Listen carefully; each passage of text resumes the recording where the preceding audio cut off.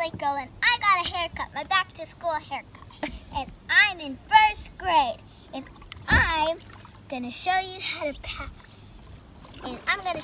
to kayak and do some tricks. So this is how you do it. You're gonna shake your boat. Don't fall, but you won't fall at all. Sometimes my mom usually paddles and I don't fall. Sturdier when mom's there though. You might fall by yourself. I'm going even shallower. Now I'm going to show you how to ski.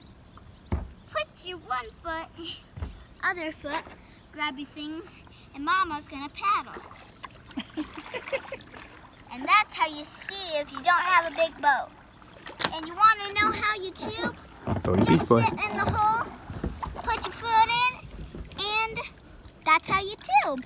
Or maybe sometimes put a floaty in the back, float on there, and they go fast and pretty easy, and I fall off sometimes. So it's how you tube and ski in a kayak if you don't have a boat. And I am Lexi Lake Girl. See you next time. Have